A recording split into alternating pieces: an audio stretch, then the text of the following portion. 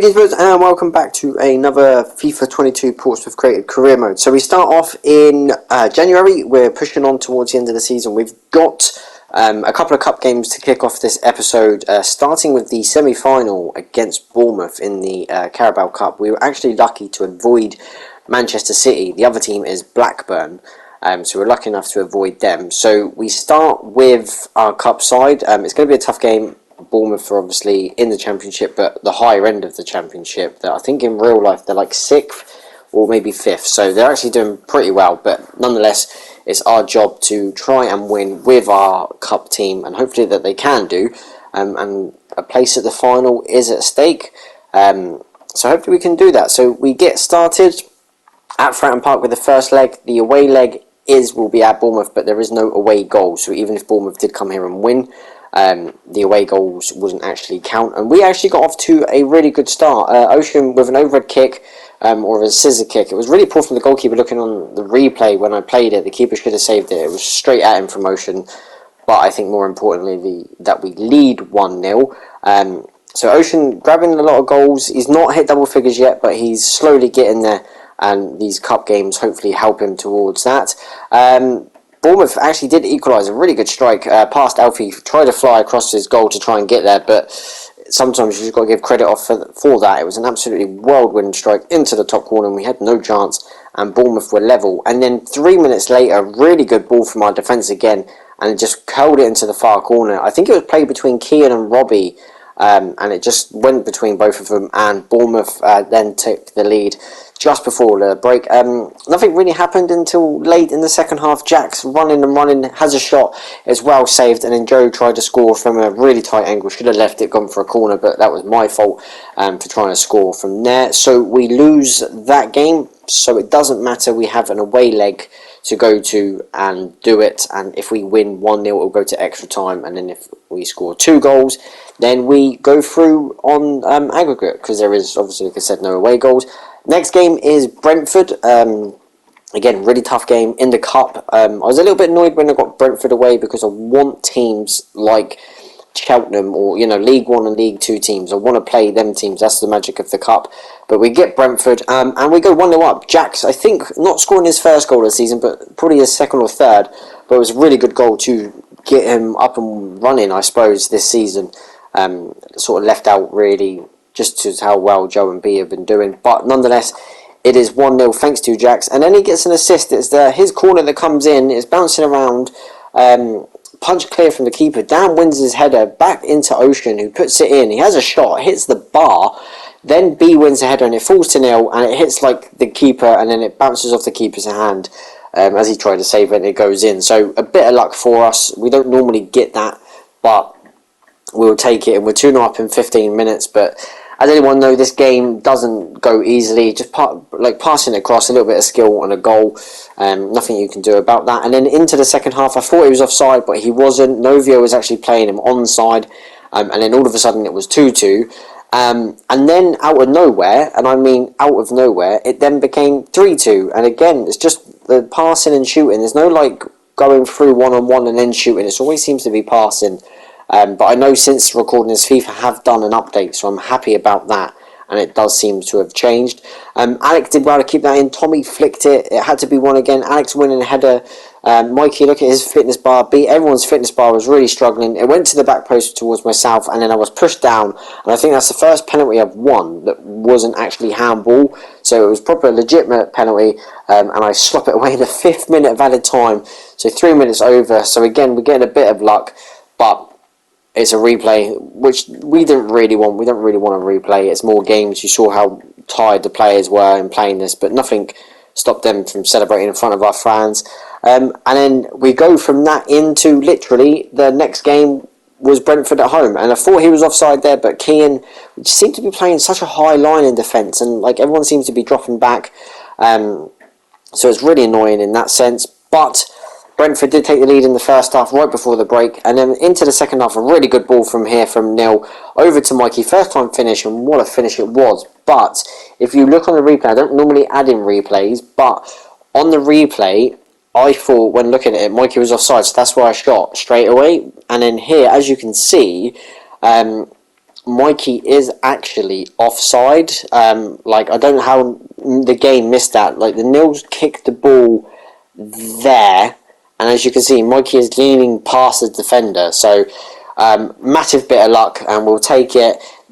The game looked like, actually, it was going to extra time, 3 minutes again, and in injury time, Brentford are probably annoyed with this. Mikey's header over the goalkeeper, and the 3rd minute of injury time, Mikey scores again, and probably the best cutscene, actually, of these last minute celebrations. That's a really good one.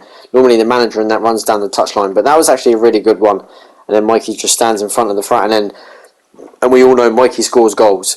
So that's it for the cup action for now. We go to Everton, who are not in obviously the greatest form of life, and after 15 minutes we go 1-0 up thanks to Mikey. It seems that Mikey is saving us a lot and scoring a lot of goals, but we really dominated this game. We was 1-0 up early, really good football. It was a good ball from me, round the corner into Mikey, who slots it away, and then like 7 minutes later, the high press that we're doing, I put on high press away from home, Joe gets it, and then you're just about to not see one of the goals of the season, probably not the goal of the season, but I think Neil's now in contention for it, because the way he scored this was absolutely phenomenal. The way he gets his leg up, again, I don't normally add in replays, but sometimes they're worth it if, you know, the goal is absolutely sensational. As you can see, look, he takes it on his touch, first time, gets his leg up and over the defender, over the goalkeeper, and it is an amazing strike. So he's up there for goal of the season. And then 3 minutes later, I just ran all one-on-one, and I slot it into the corner. And 3 minutes after we go 2-0 up, we're now 3-0 up after half an hour. And Everton fans were booing. It was very hostile. Even the ground started empty in there. And we were just in dreamland. We've not done this away from home at all this season. We've not dominated a game that I feel really comfortable. And then 5 minutes later, 35 minutes, Tommy brings the ball away, and then waits for the run of Mikey, and it's time to perfection. Great little bit of skill, round 2 players, and then just calmly slots it in with 4-0 up after 37 minutes. Dominant first half, absolutely fantastic, but we all know what FIFA's like, and it proved in the second half. Everton pushed forward, which I understand, but look, the dude's not going to, he's not going to do that in real life. So as I was 4-0 up, I let it slide, but it was still ridiculous.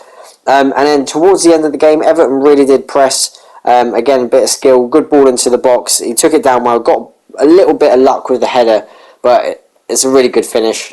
Makes it 4-2. And then I was really scratching my arse when it became 4-3 after 86 minutes. And after all that hard work we did, it seemed to have thrown it away.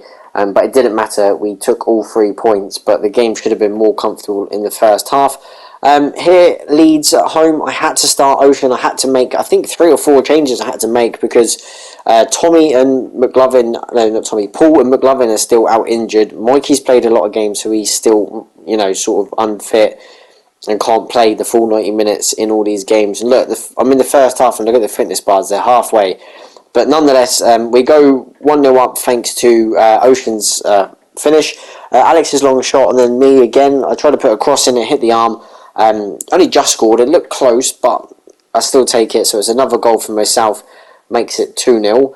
And Leeds were bottom of the league, so I was only expecting a win, in all fairness, especially at home, and it was midweek, so didn't really expect Leeds to come down here and play really well. But they got a penalty. It's very harsh. I know the handball rule sucks, but it was a penalty.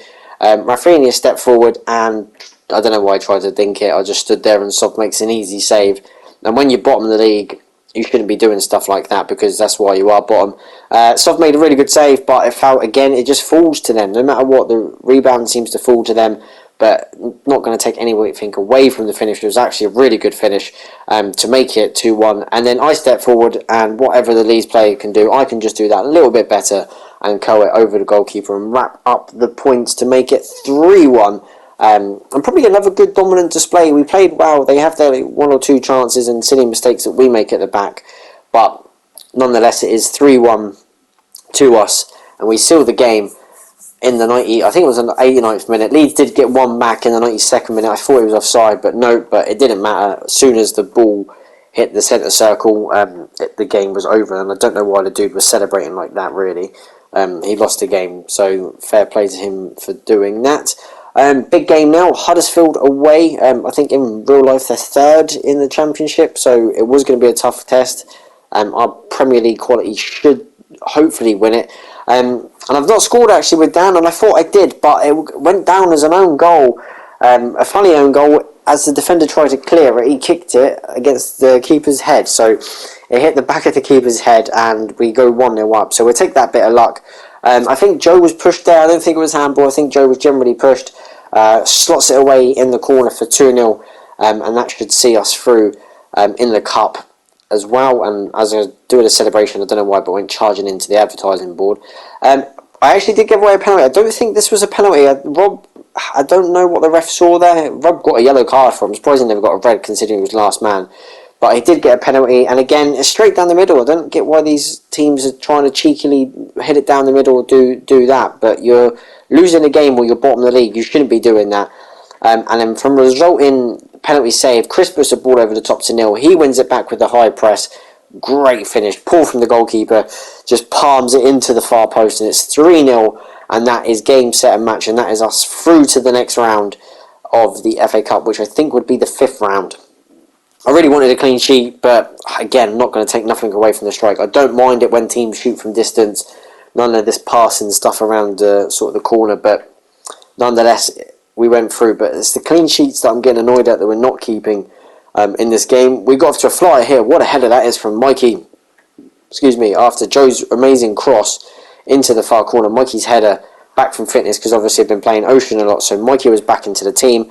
So it's 1-0 to us, so it's 2-2 on aggregate, so it would be going to extra time. I thought I scored a screamer with Jax, but the keeper made an absolutely unbelievable save before Mikey scores. But the reverse ball from Tommy is absolutely sublime. I didn't mean to do it when I was playing it. I meant to put it left, but it was a no-look pass from Tommy into Mikey's sort of passing into his feet, and he hits it, and we're going through, and that was 2-0, so we're definitely going through on aggregate there.